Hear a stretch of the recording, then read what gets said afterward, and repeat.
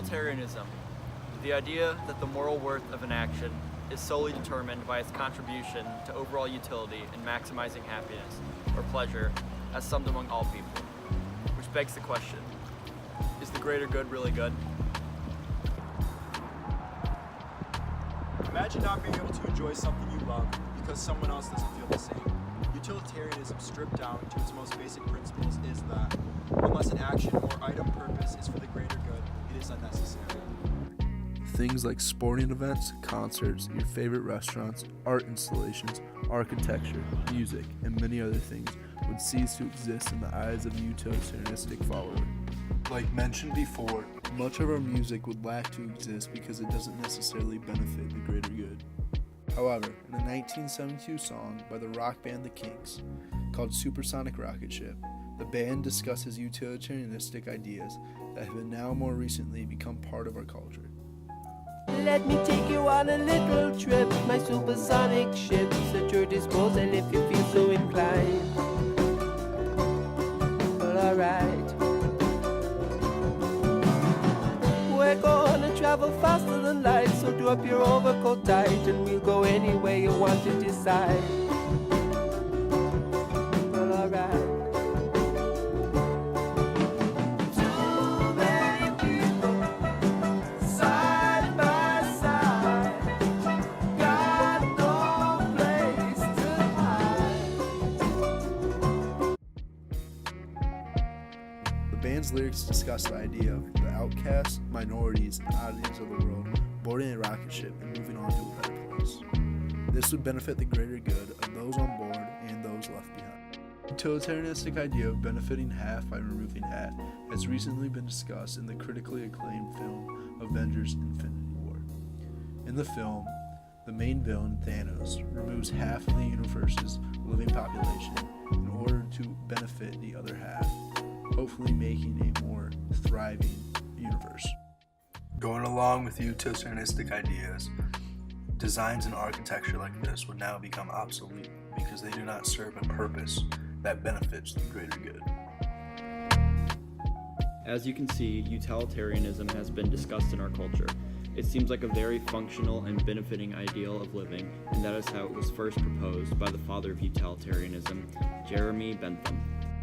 Utilitarianism, when first proposed by Jeremy Bentham, was created with good intentions. Post-Revolutionary War, Bentham was devastated by the death and destruction caused by the disagreements between the colonists and the British. Bentham proposed an idea where rather than one person or small group of people deciding the fate of many, would be put up to a vote and the majority of the vote would benefit. At the time, this idea was perfect as the world was less developed and advanced and there was less conflicts to resolve. However, transitioning to the modern age, our world and country is very much more diverse and indifferent towards each other.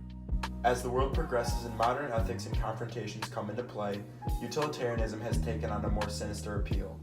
Let's take a look at these examples of modern-day utilitarianism. Great examples of utilitarianism are shown every day through things that we go through and use, simple and complicated. An example of this is the new cars driven by AI or artificial intelligence. The company Tesla is leading the way in the search for autonomous car driving, and a big part of that is the AI software system in use. Tesla uses a utilitaristic ideology when making decisions about their cars and which path it would take in the event of emergency. It is programmed to do as little damage as possible, in other words, which would benefit the most people. Say a Tesla is on autopilot, and a child runs into the street right in front of the car. The car can either swerve and hit another car, or kill the child.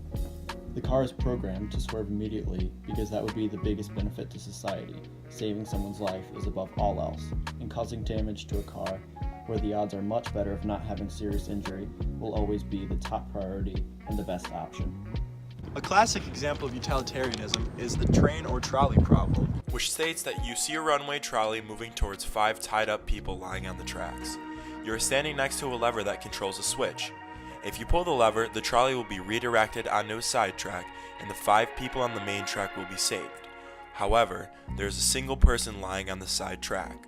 You have 2 options. Number 1, do nothing and allow the trolley to kill the 5 people on the main track, or number 2, pull the lever, diverting the trolley onto the side track where it will kill 1 person. Which is the more ethical option? So there are two potential Catholic viewpoints on this. Number one, assuming that you are not the reason that the trolley is heading towards the people. By actively making a choice to flip the lever, you are playing God over who lives and dies. This can cause moral problems. Number two, by actively choosing to save the 4 people, that'd be the right decision if there was no afterlife. If you don't believe in an afterlife, saving the 4 is a no-brainer. But if you believe in heaven, you have faith that God will grant mercy and that whomever dies will be in a better place. So you wouldn't necessarily need to flip the lever. The trolley problem highlights a fundamental tension between two schools of moral thought. The utilitarian perspective dictates that the most appropriate action is the one that achieves the greatest good for the greatest number of people. So, this would indicate that flipping the lever would go along with the utilitarian idea.